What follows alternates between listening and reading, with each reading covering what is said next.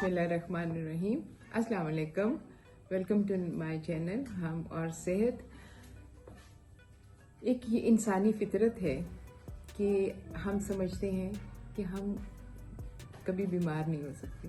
जो बीमारियां होती हैं वो दूसरे लोगों को लायक होती हैं, लेकिन एक छोटा सा नज़ला और ज़ुकाम भी हो जाए तो इंसान इतना मिजरेबल फील करता है।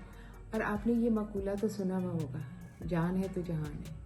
अगर आपकी सेहत अच्छी नहीं है तो आपको कोई चीज़ भी अच्छी नहीं लगती। और जैसे मैंने आपको कहा कि ज़ुकाम भी हो तो आप यू फील मिजरेबल। तो अगर खुदा न खास्ता कोई बड़ी बीमारी लाहक हो जाती है तो उसके तो नताइज बहुत ही परेशान कन हो जाते हैं। सिर्फ एक शख्स के लिए नहीं बल्कि पूरे घर के लिए।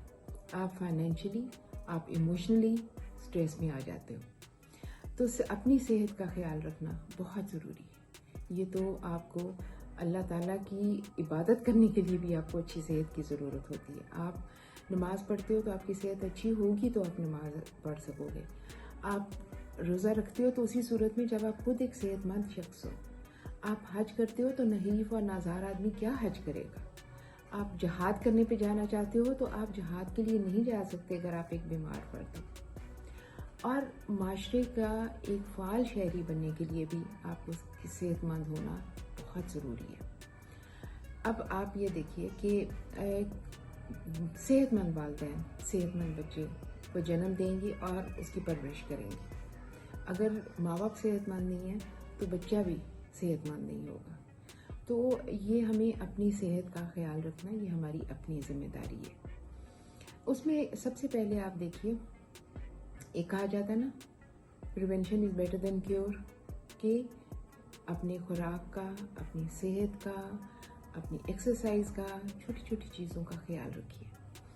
और वैसे तो छोटी मोटी बीमारियों को आप घरेलू टोटकों से इलाज कर सकते हैं, लेकिन खुदा न खास्ता अगर ज़्यादा बीमार हो जाते हैं तो सबसे पहले आपको ये देखना है कि मुझे किसी मुस्तनद डॉक्टर के पास जाना है, किसी ऐसे डॉक्टर के पास जो कि मेरी इस बीमारी का इलाज कर सके।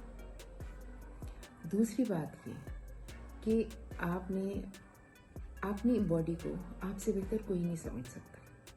तो आपने जब डॉक्टर के पास जाना है तो आपने सारे पॉइंट्स लिख के ले जाने हैं। जब आप लिख के जाएंगे तो अब बाद में आपको ये नहीं होगा कि वो मैं भूल गई, और फिर डॉक्टर भी आपकी बेहतर तशखीस कर सकेगा। फिर अगर आप एक डॉक्टर से मुतमईन नहीं हुए तो टेक सेकेंड ओपिनियन, दूसरी राय लें।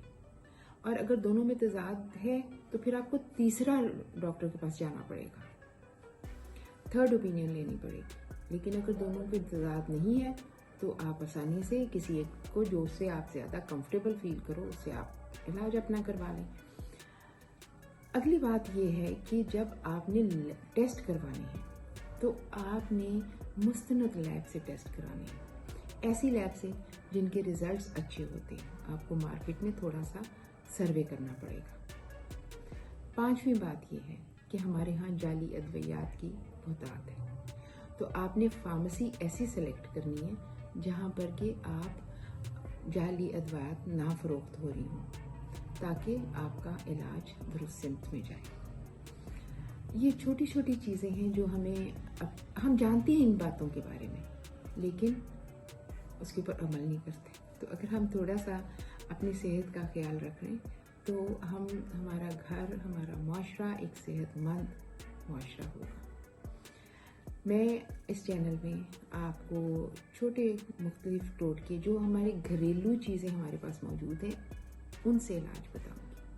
आपको किसी हकीम के पास जाने की मुश्किल अद्वियात लेने की ज़रूरत नहीं होगी, और फिर दवाइयों के जैसे मुज़र असरात भी होते हैं। तो हमारा पहला स्टेप ये होगा कि जो भी बीमारी है उसका इलाज हम घर में मौजूद चीज़ों से, टोटकों से कर लें। आप मेरे इस चैनल को ज़रूर सब्सक्राइब कीजिएगा। कमेंट्स में मुझे ज़रूर लिखें कि मेरे टोटकों से आपको कितना फ़र्क पड़ा, उसमें कितनी क्योर हुई। और फिर अगर किसी का कोई ऐसा मसला है जो वो चाहता है कि बजाय इसके कि मैं डॉक्टर के पास जाऊं, टोटकों से हल हो जाए, तो आप काइंडली मुझे ज़रूर लिखें और मैं उसके ऊपर वीडियो बनाऊंगी, ताकि आप किसी और का भी अगर वो इशू हो तो हल हो सके। बहुत بہت شکریہ. نیکسٹ ویڈیو تک کے لیے اجازت. اللہ حافظ.